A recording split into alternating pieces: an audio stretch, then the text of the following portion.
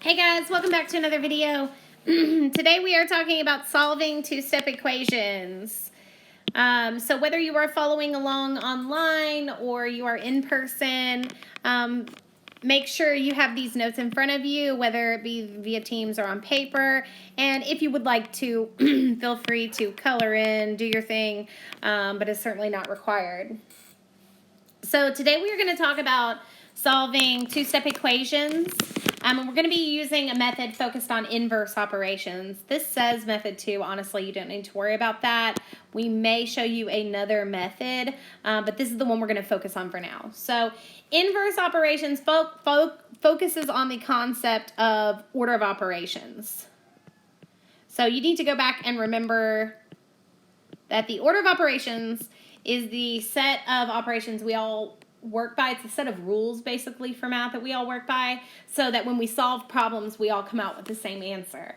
So the correct way to do that is always work what's inside the parentheses first, then go through and complete any exponents. Then you solve all the multiplication and division together, and then the addition and subtraction. Remember, when we simplify or evaluate, so when we basically solve a problem, we're doing a standard order of operations. However, when we are solving, and what they mean by that is solving an equation, and I'll show that to you in example. In our example, we are gonna, so when we are solving for x, for example, we are undoing the order of operations. So we are going to have to perform them backwards in order to solve for x. So we are going to have to work backwards to get to our answer, which means we are going to be solving a little bit differently than we normally would have. So solving two-step equations means we are working with equations, not expressions this time. And if you remember, we talked about expressions are basically math problems, and equations are the whole thing because they come with the answer, and that's where that equal sign, that that root word comes from. We are talking about a problem with an answer. So we have a two-step equation in front of us, and like I said, we're going to be working backwards, and let's talk about what that means. In this problem, normally when we would solve a problem, let me get rid of that. Normally when we would solve a problem, we would solve using order of operations. So for example, in this problem, if I told you what x is, for example, if I said x is 2 or x is 10, what you would do to solve it is you would multiply by 4, and then you would add 5, whatever that is, because multiplication comes before addition in our order of operations. So you would to solve this, you would multiply by 4 and then add 5. The problem is this has already been solved. They've already given us an answer. So we already know what happens once we multiply and add. We already know what the ending is, so we're working backwards. And because we are working backwards, we are going to have to undo the order of operations backwards.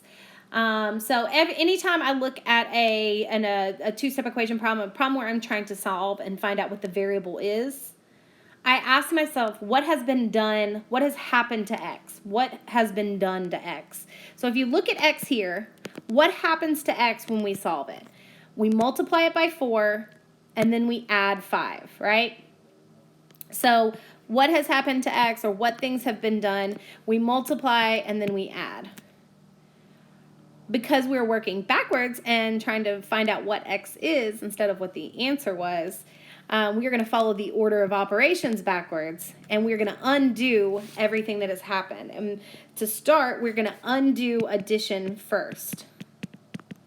So just to repeat, with solving two-step equations, we're going to find out what operations are taking place and then undo them in reverse order. So because multiplication happened, then addition happened, but we're working backwards. We're going to start with addition and then the multiplication by undoing them. So let me explain a little bit more, or let me show you a little bit more about how that looks. Remember that it is an equation and we have to keep both sides balanced. So we must do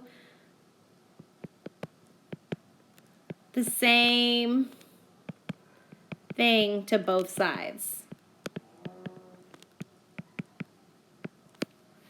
If we want to keep it equivalent, we have to do the same thing to both sides. Let me show you a little example of what that means. This is an oversimplified example, but if we had an equation like 4 equals 2 plus 2, this side is the same as this side. So if we want to keep this balanced, anything we do to one side, we have to do to the other. So if I decided to go crazy and added 10 over here, I now have 14 on this side. To keep it balanced, I'm going to have to add a 10 over here. The same concept, even though that's pretty simple, is going to be applied to the method we're using today. So if we look at our example, 5 plus 4x equals 33. The first thing I'm going to do is draw a line, and what that's going to do is keep my equation into two parts. So it's going to show me there are two sides of this equation. And whatever I do on one side, I must do on the other. So in our example, we said multiplying and adding was happening, so we're going to undo those things, but backwards. First, we're going to undo the adding, because it's the last thing that would happen. And to undo adding 5, we are going to take away 5. And if you remember from integers, adding 5 or positive 5 is the additive inverse of negative 5, so those will cancel out. And we're going to do the same thing, because I did it over here, we're going to do the same thing on the other side. So 33 minus 5 is 28. So 4 times something must be 28. And in order to figure that out, I know you're probably already on the path to figuring this out, but you're going to encounter some more difficult numbers later. So please remember, whatever is happening over here, we need to do the opposite of. We need to do the inverse operation of it. So what's happening to x? We're multiplying by 4, so we need to do the inverse operation of that, which is divide by 4. And if I do that over here as well, like I said, whatever's done on one side must be done on the other side. We would end up with 28 divided by 4 equals 7. And that is our goal, is to find out what x is. So our hope is to end up with a simple answer of x equals something. Anytime we get an answer, x equals 7, we can come up here and we can go back to our equation wherever you have it written down. And I'm going to make this a little bit bigger so that it's kind of standing out. If I told you that x was 7, you would solve this problem by going, okay, 7 times 4 is 28, plus 5 is 33. And I know that's crazy big. You don't have to write that in the gray. But we are able to, that's the great thing about equations, is the answer is there. So anytime you find out what x is, you don't have to wonder about whether you got it right or not. You can always go back in and check by putting it back into the equation. Okay? So a couple things to remember as you're working these problems, and we are going to solve a couple examples together. A couple things you need to remember is how to show your work. So the first thing is you need to do one step at a time. So one step, or let's say operation, at a time. So if you come back to my work, if you notice, I've done this operation, I've done the additive inverse of 5, or the inverse operation of adding 5, which is subtracting 5, and then I did the inverse operation of multiplying by 4, it's dividing by 4, for each line of work. So I'm not trying to do it all at once. So do one step of it at a time. And secondly,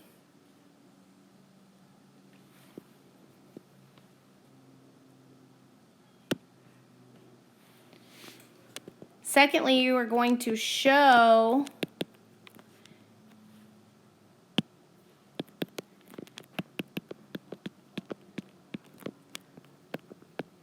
the inverse operation on both sides of the equation. Give you a second to write that down.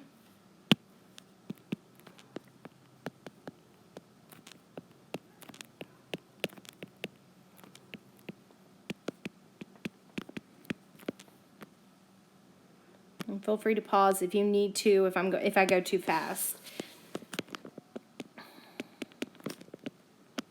And as a reminder, always, always, always check your answers. And I don't just mean go back and do the problem again. I mean, if we've found out what x is, go back and put it into the equation and see if it works out. It's a great way to never miss a problem if you're able to go back in and put the solution in. So let's do a couple of examples. If you're feeling great and you want to pause the video, try this problem on your own and see if you get the answer correct, go ahead. If not, if you're not feeling so confident, take a minute and I'll do this problem with you. So let's talk about this example. I gotta apologize. I don't love the way this h looks, but that is h over 5. And we know that h over 5 means h divided by 5. So for example, if I told you what h was, what would be happening in this problem? Well, if I told you what h was, you would take h and divide it by 5. So we would be dividing and then adding. All right, and we talked about looking at what's happening to the h and then working backwards. So because we divided and then added, now we're going to work backwards to get rid of those things. So I'm first going to get rid of the adding part because we were working backwards order of operations here. So what happened? We divided and then added, so let's get rid of the adding, or let's undo adding 6 by taking 6 away. And again, I'm working one line at a time, and I'm showing it on both sides. So adding 6 and taking away 6 basically cancels out, and 15 minus 6 is 9. And now I'm going to bring everything that I didn't touch, I didn't mess with that, I'm going to bring it down. So now something divided by 5 equals 9. And if we want to get rid of the dividing by 9, so we want to undo dividing by 9, we need to multiply, or sorry, dividing by 5. We need to multiply by 5. So dividing by 5 and multiplying by 5 cancels out, and we need to multiply by 5 over here. 9 times 5 is 45. So our answer ends up being h equals 45. At any point, if we're not sure, we can go back in and we can check. So here I can take h, and I'm going to change colors just so that it's really clear what the difference is. So if I go back in and I put 45 there, then I would have 45 divided by 5 plus 6 equals 15. And going through, hopefully with your multiplication facts, you're comfortable with 45 divided by 5, which is 9, and 9 plus 6 equals 15, and that is true. So our answer, or our solution for x, must be correct. All right, so if you're feeling a little better here, we're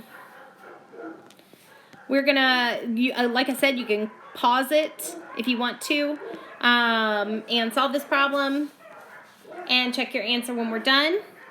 I'm going to go ahead and solve it. So if I look at m, and I say, what is happening? I'm going to draw my line first.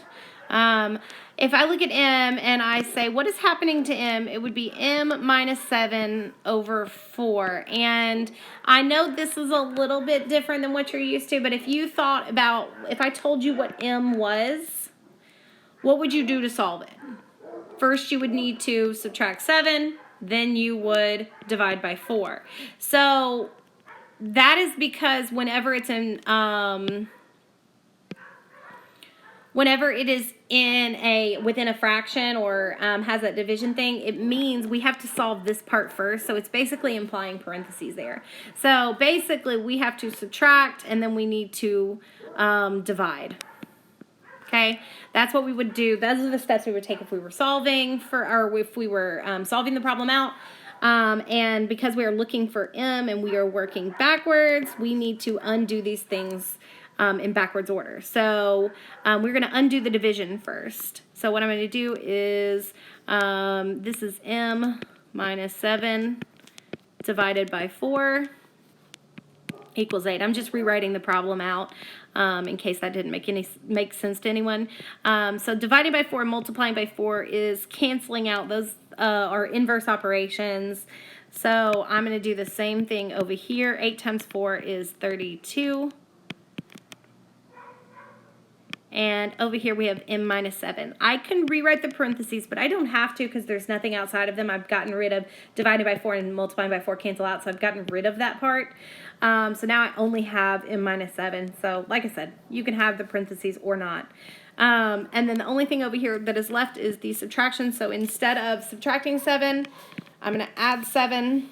And I'm going to do the same thing over here, and I should get 39 equals m.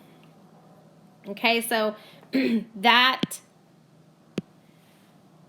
is, I guess I'll go back to orange. That is what I believe m will be, and all I have to do now is go in, put the m, or the value for m in.